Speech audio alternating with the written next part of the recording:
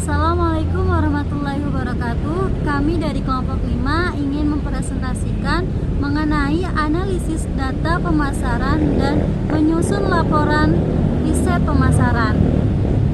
Beranggotakan saya sendiri, Istiqomatul Zahroh, Nana Rosita Mujahid Kurniawan, Emreza Alamas Fauzan, dan untuk materi pada slide pertama yaitu analisis data pemasaran dan penyusunan laporan riset pemasaran.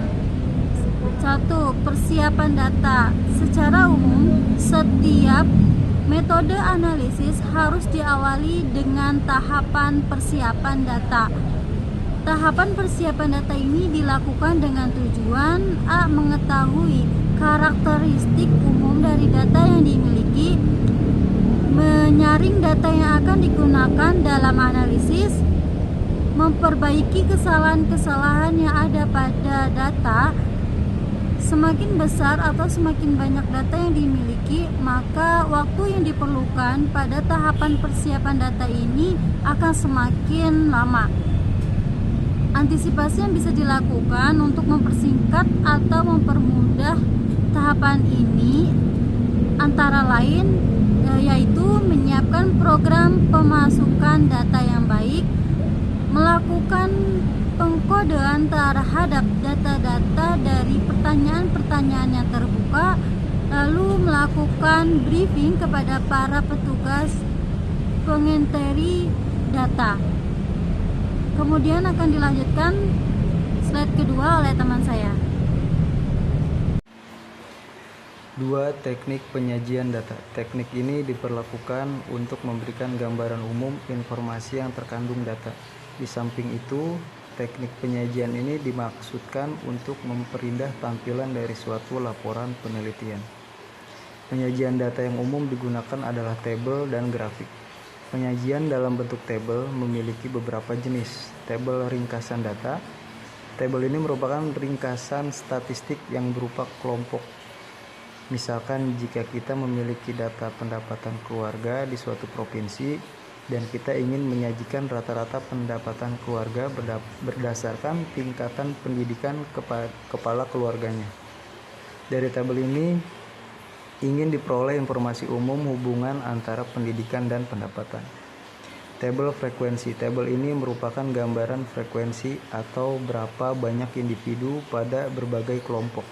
Misalkan saja penelitian tentang partisipasi masyarakat suatu kota dalam menggunakan teknologi.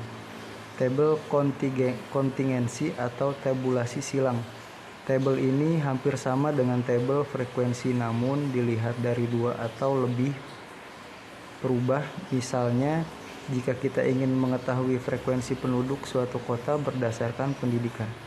Penyajian informasi menggunakan tabel yang berisi angka memiliki keefektifan yang kurang dibandingkan dengan grafik. Pesan visual yang diberikan oleh grafik selain lebih menarik untuk dilihat juga mempermudah seorang dalam membandingkan. Selanjutnya, analisis data. Dari beberapa macam teknologi data bisa dikelompokkan menjadi beberapa kelompok sesuai dengan kegunaannya, yaitu sebagai berikut. Yang pertama, teknik analisis untuk menguji hipotesis tentang nilai tengah populasi. Yang kedua, teknik analisis untuk membandingkan nilai tengah 2 atau lebih populasi. Yang ketiga, teknik analisis untuk melihat hubungan 2 atau lebih perubahan. Yang keempat, teknik analisis untuk melakukan pendugaan. Yang kelima, teknik analisis untuk menguji hipotesis tentang nilai tengah populasi. Selanjutnya, teknik analisis untuk melihat hubungan 2 atau lebih perubahan. Hubungan antara 2 perubahan atau lebih seringkali merupakan hal yang selalu ada dalam suatu penelitian. Ada 2 jenis hubungan yang harus dibedakan sejak awal, yaitu hubungan yang sekedar asosiasi yang didukung hanya oleh data yang ada di hubungan, yang bersifat sebab akibat yang didukung dengan logika dan teori. Ketika kita membahas hubungan jenis yang pertama, 2 perubahan memiliki kedudukan yang sama. Tidak ada perubahan yang suatu mendahului perubahan yang lain. Namun pada hubungan sebab akibat, ada perubahan yang diposisikan sebagai sebab dan ada yang menjadi akibat. Perubahan bebas biasanya dilambangkan dengan X, sedangkan perubahan tak bebas Y. Analisis hubungan dua perubahan ini tergantung pada tipe dari perubahan yang terlibat, apakah bertipe kategorik dan bertipe numerik, serta bentuk dari hubungan yang dibuat. Berikut disajikan tabel yang memberikan alat analisis apa yang bisa diterapkan pada berbagai tipe data. 4. Keabsahan data. Untuk menghindari kesalahan atau kekeliruan data yang telah terkumpul, perlu dilakukan pengecekan keabsahan data.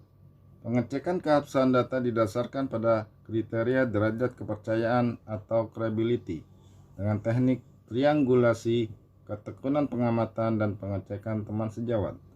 1.